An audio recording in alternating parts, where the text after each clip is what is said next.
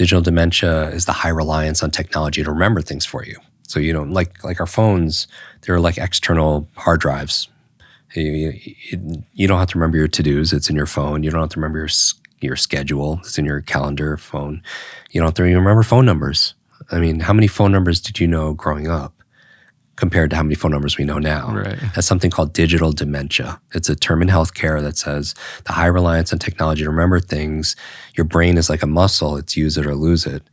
And again, technology, I don't want to memorize 500 phone numbers, but it should be concerning we've lost the ability to remember one phone number or a PIN number or a passcode or a seed phrase or something we just read or something we just heard or something we're going to do or a meeting we're going to have or someone's name, right? I believe two of the most costly words in life sometimes are I forgot. I forgot to do it. I forgot to bring it. I forgot what I was going to say. I forgot what was said to me. I forgot to go there. Or I forgot that person's name, whatever. On the other side, your memory could be a big multiplier when you could easily remember facts and figures, client information, product information, speeches without notes, foreign language, and life just gets easier, right? So that's the third one. And the fourth one, Horseman, besides digital distraction, digital deluge, and digital dementia, is what I term digital deduction, where technology is, through algorithms, is doing the thinking for us. And again, technology is wonderful. It's just how it's applied, right? Fire is an early form of technology. Fire could cook your food, or fire could burn down your home, right? It's just how it's used. And so I love technology. It allows this to happen, right? But the challenge is if we're too dependent on it, it's like if your office is on the fourth floor, your apartment's on the fourth floor, and you take the elevator each time, then you don't get the workout to do the stairs, right? Or if you're going to the bank and it's 8 blocks away and you're taking Uber or you drive, and when you could have got your steps in, it's convenient. Technology is convenient. That's a form of technology, an elevator or an automobile. But then we don't get the balance of, being physically active. And if you put your arm in a cast for a year, some kind of sling or whatever, it wouldn't grow stronger. It wouldn't even stay the same. It would atrophy. And that's what's going on with our brain. I mean, think about even something simple, and we'll get into AI, like getting from here to there. Like there was a study done in Oxford with London taxi drivers. They would have to memorize like all the roads, right? And that part of their brain was very highly connected and dense. But with technology now telling you where to go, you don't have to think. So we're not building our visual spatial intelligence as we once had, right? And so I'm all for technology, and I feel like we have to make a decision on how much we're gonna, be active, like our bodies. Going to AI, we did a whole chapter in Limitless on what I wanted to do is answer this question: how can AI enhance HI, human intelligence? And I don't look at it as artificial intelligence as much as I do augmented intelligence. I feel like technology is there to support us, to be a potential tool. And just remember, technology is a tool for us to use, but if the technology is using us, then we become the tool, right? If we're just like addicted to our phones and picking up after boredom, just because we're bored, then it's using us, and that's not probably the most effective way of using it. But we have a choice. Like, who am I to say, like, don't do this? But it's just, is it getting you closer to what you value and lights you up? So different ways I use AI, and our team uses AI to learn faster. Things like, I mentioned neuroplasticity. People could go into an AI, ChatGPT or something, and say, explain to me neuroplasticity as if I am 9 years old, right? That'd be a fun way to learn and build some kind of foundation.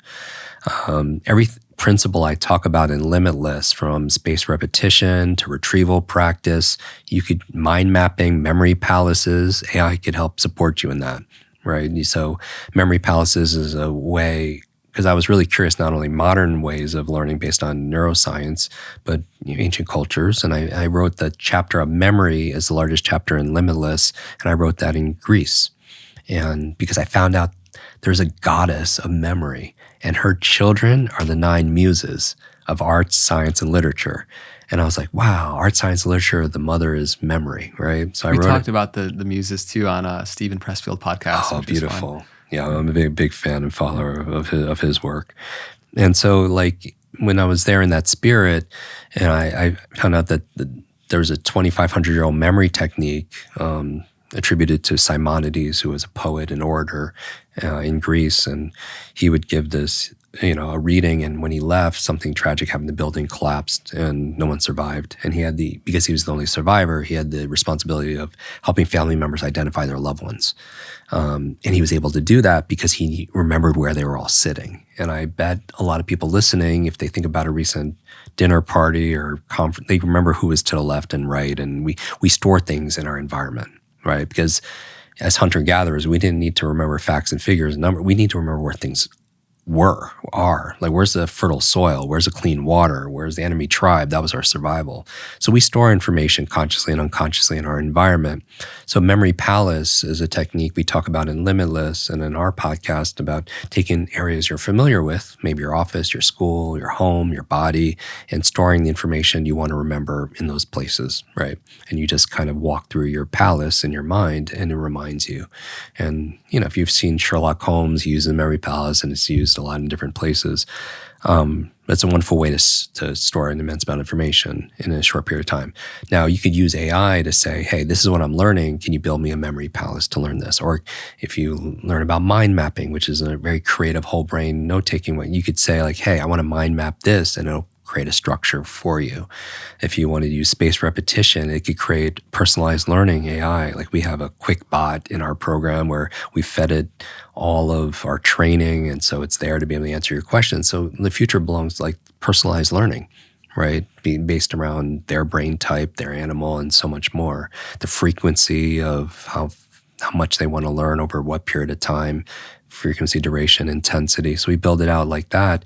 And like, we have a podcast, and sometimes if I'm interviewing an expert and they are an author, I like to read books physically as opposed to on screen. I don't need another excuse to be on a screen, so I'm kind of like created these kind of the scaffolding for me to get through. But if I don't get the book in time, and like, I could go into a apartment and say, can you summarize this book? Or can you ask 10, can you suggest 10 thoughtful questions that this expert hasn't been asked before, specifically for this kind of audience, right?